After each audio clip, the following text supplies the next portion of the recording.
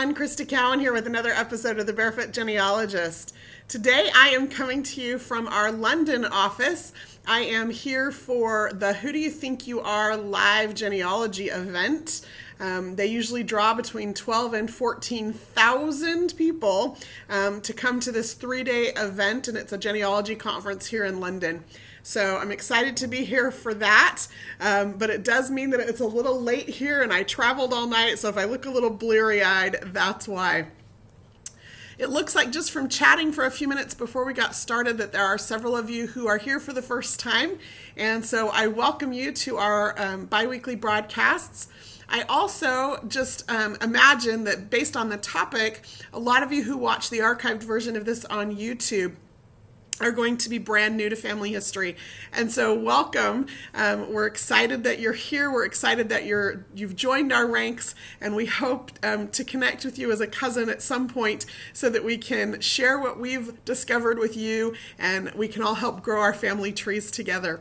Today, I will be sharing with you just some basic information about what to do once you get started. A lot of people come to Ancestry.com and they've started a family tree because that's kind of the first thing that you do on that homepage, and it's in your face, and you enter information about yourself and your parents, and then you're not quite sure what to do next. And so I'm just here to share with you just some very beginning, basic what's next steps so that you can keep growing your family tree, keep making new discoveries about your own family history and the stories of the lives of your ancestors. So let's dive in. We have quite a bit to cover, and we'll see if we can get through it all in the 20-25 minutes we have together. So when you start your family tree, of course, hopefully you've started it with yourself, and you've entered information about your parents and your grandparents. I would encourage you strongly to make sure that you add information about your siblings and your aunts and uncles. And you're doing this based off of just what you know, information that you personally have in your memory or in your records about your immediate family members. I would also then encourage you really strongly to talk to anybody in that older generation who's still living. If you have parents or grandparents or aunts and uncles still living, talk to them and see what you can find out about what's in their memory. And just add that information into your family tree so that you've got as complete a set of information as possible. Now, once you've done that, of course, you're going to discover a few things. First of all, you're going to discover that you have some holes in your information.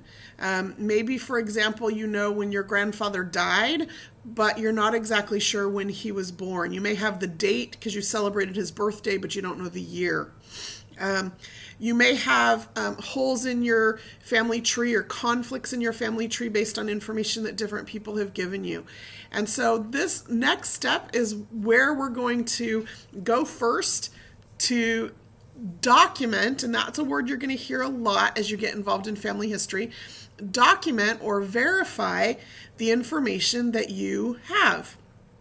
So, for example, my grandmother, her whole life, she thought that her middle name was spelled a specific way. That's how she had spelled it her whole life.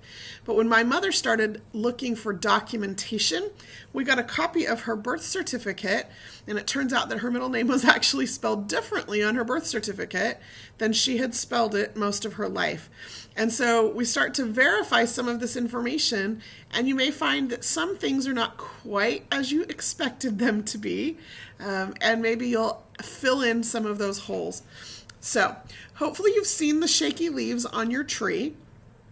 Let me just show you what those look like if you're brand new. So here is my family tree, and I have some basic information filled out here, right? Actually, I have quite a bit, but I've been doing this for a long time.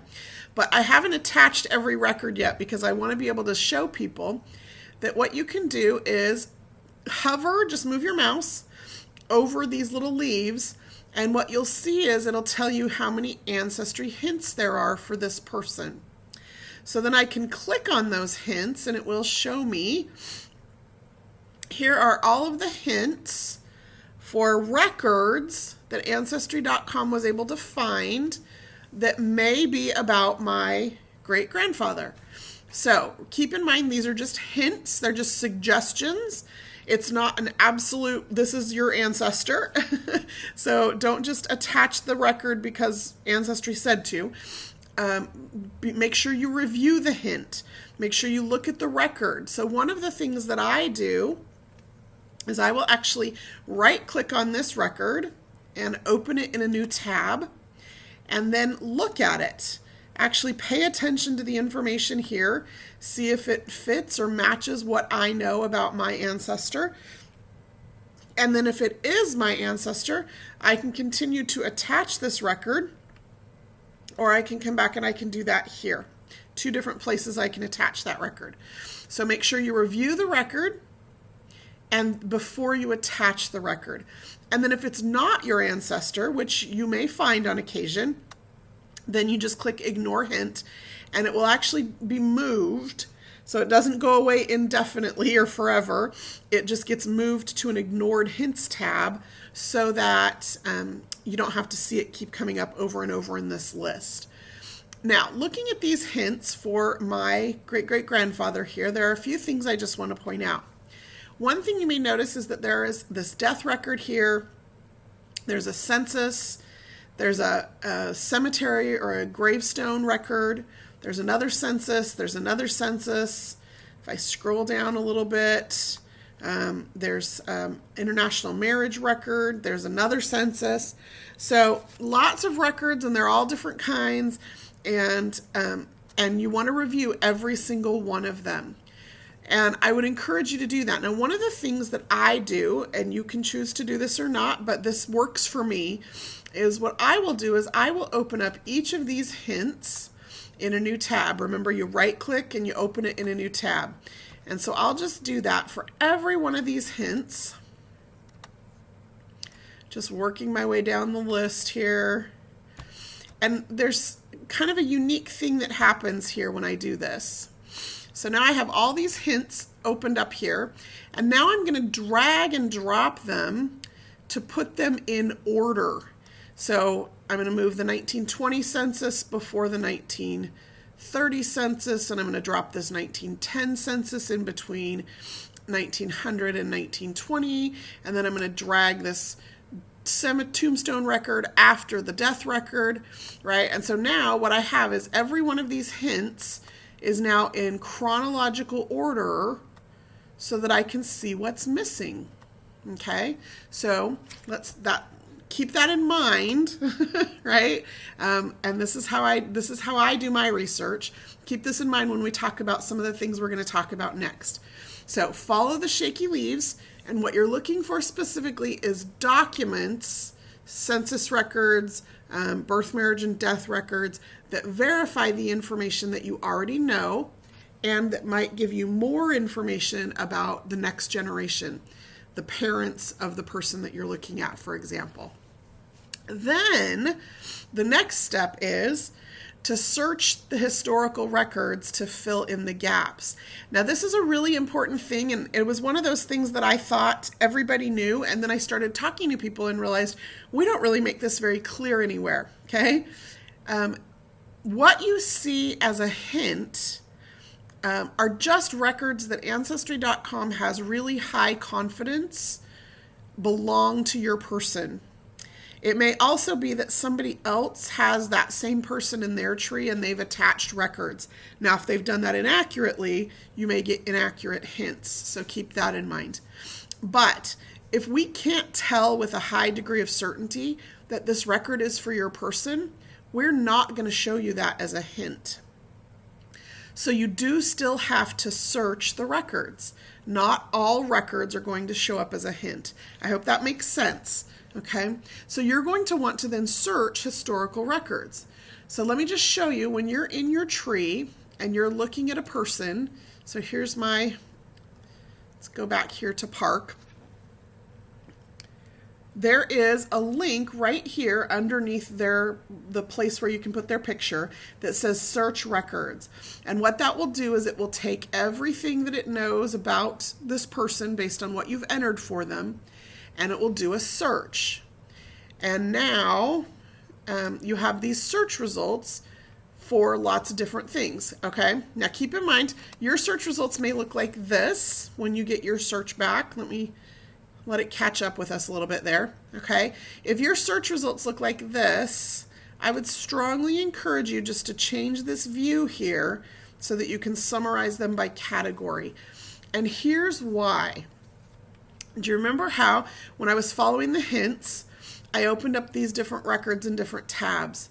So here I have the 1900 census, I have the 1910 census, 20, 1930, okay? So they're in order. One of the first records you're going to want to search for are census records. They make this excellent foundation for the research that you're doing, particularly in US-based research, but also UK-based research. In the US, censuses are taken every 10 years. That's also the case for the UK. In the United States, we have a 72-year privacy law. So 1940 is the latest census available. It just became available last year.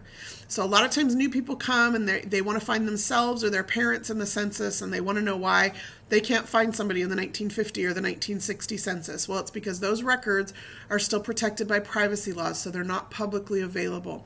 So 1940 is the latest census available.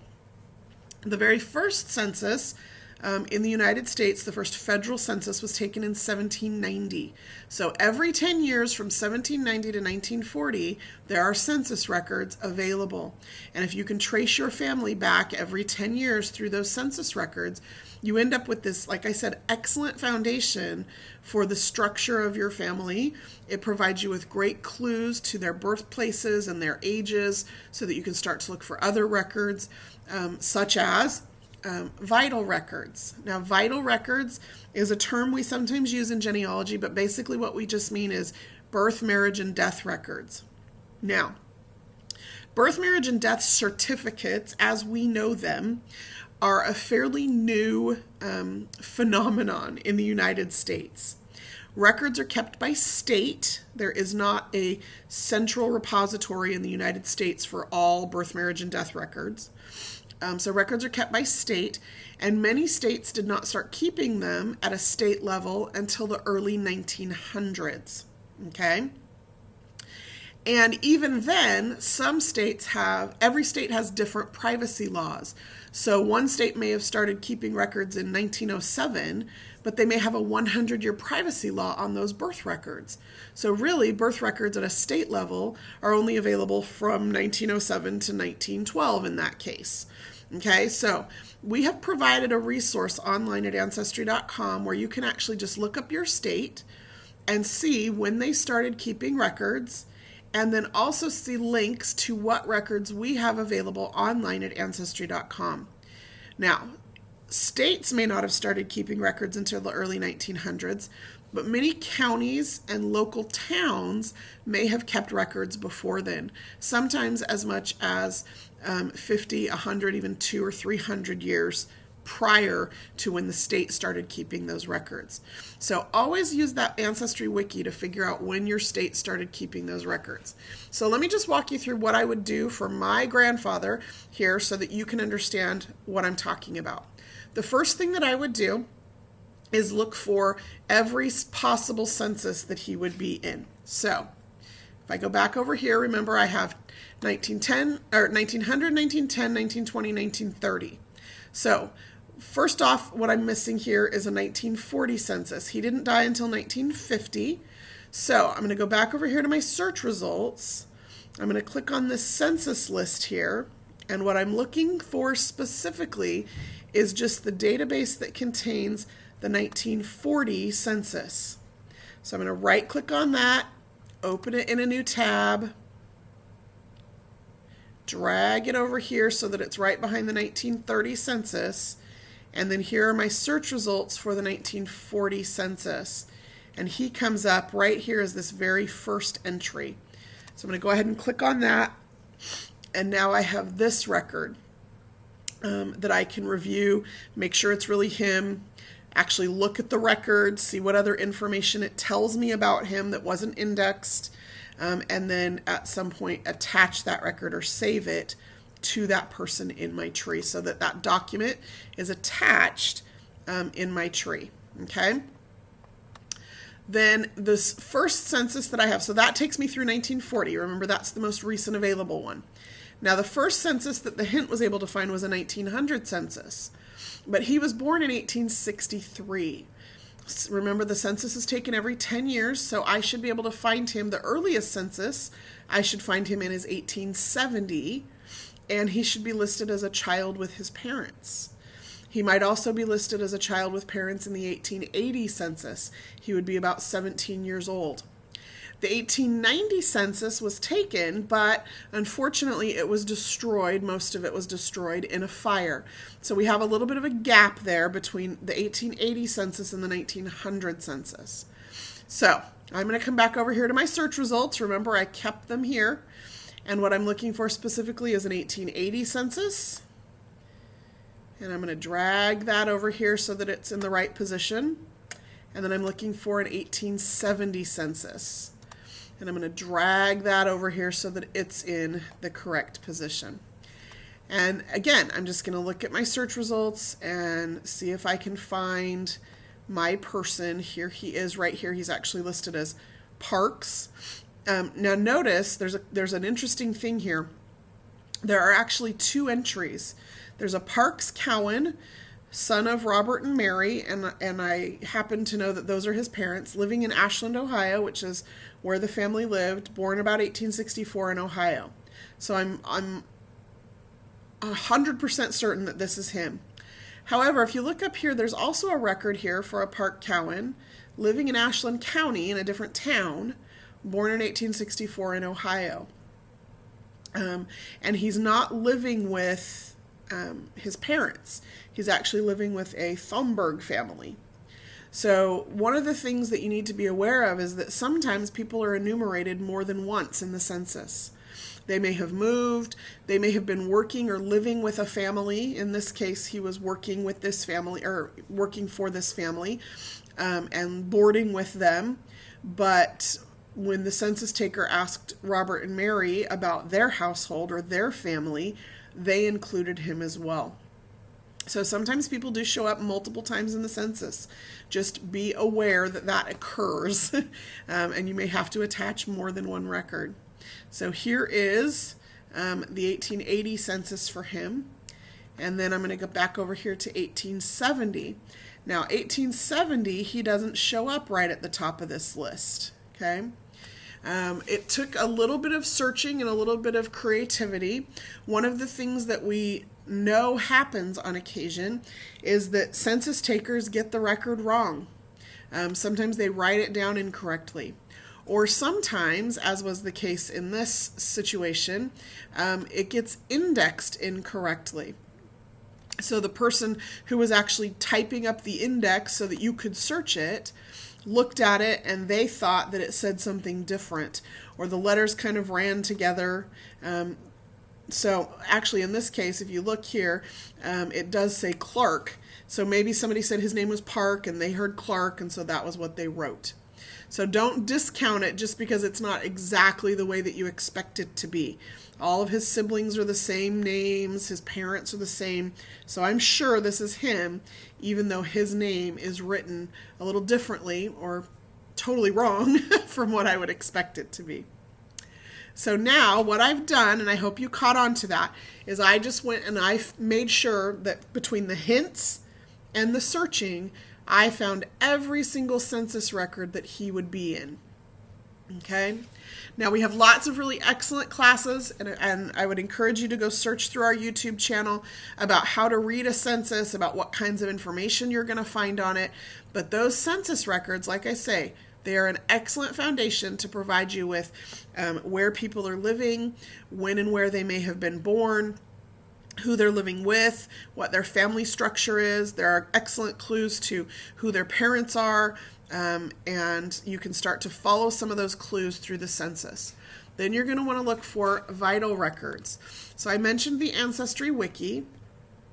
You're going to find it in our Learning Center. So when you're on Ancestry.com, just hover over the Learning Center. It's going to be the very bottom option here, the Family History Wiki. what you're going to want to do is go in there and just type the name of the state that you are interested in. So in my case, in this case, it's Ohio, and click search here. And I'm looking for the link that says Ohio Vital Records. And what it tells me is when that state started keeping vital records. Okay, so there was actually a law in 1856 or 57 that required birth, death, and marriage registration to be recorded. That law, it says, was generally disregarded. So some people kept it, most people did not. A law again was passed in 1867. And so there are various laws that show up on different time periods. But then if you scroll down through that, read a little bit to learn a little bit more about those records, there are links then to different places where you can find those records online. So I could go and look for an 1863 birth record for Park, or in 1950, I think I've got the California death record here. I could go look for a marriage record for him and his wife. Actually, he had 3 wives. I could look for each of those marriage records, but use that wiki to see what's available online. If it's not available online, the wiki will tell you where you can write to the state agency or the local government agency that manages birth, marriages, and deaths for that location. Not everything is available online, and so sometimes you do have to contact them directly. And then I would just encourage you, hopefully this has been basic enough and encouraging enough that you'll want to just keep going, keep discovering, keep growing your family tree, keep filling in those branches, follow the leaves to the documents that will verify the information you already know and provide you with new leads and new information for your family tree. Once you've exhausted the hints, then make sure that you've got every census record available. Go look for those vital records. And then just know that there are other records. If you cannot find a vital record, then there are other ways to find the information about birth, marriage, and death. If you're on our YouTube channel, and I would encourage you to spend some time there, the URL is here at the bottom of your screen. Go there and just look through the titles of some of the videos. We have over 100 of them in our desktop education playlist, and you can learn about any number of different kinds of records, military records, and alternatives to death certificates, and how to find a woman's maiden name. Lots and lots of different topics. And just keep learning. Just keep educating yourself. One of the things that I have discovered is that the more that I learn about family history, the more excited I am when I go back to my family tree and start to grow it again. Start to discover new things about my ancestors, where they came from, who they were, the lives they lived, the stories that the records have to tell about them. And really, that's what I want for you. If you're new to family history, I hope that you get as excited as I am about the stories that your ancestors have to tell, the discoveries that you're going to make and be able to share with your family members about the choices that the people who came before you made so that you could be who and where and what you are in your life. That's all we have time for today. I hope this has been helpful. If you're watching this live, I will be on chat immediately following the presentation to answer any specific questions you may have. If you're watching an archived version of this, please feel free to leave a comment on the YouTube channel or attached to the video. We do monitor those and we'll answer as we can. And if you have a suggestion for topics you'd like to see discussed in future broadcasts, feel free to email me at ask@ancestry.com. I'm actually working on the March calendar right now, so I'm looking for those suggestions of topics you'd like covered in future broadcasts. I hope you'll join us again. Until next time, this is Crista Cowan. Have fun climbing your family tree.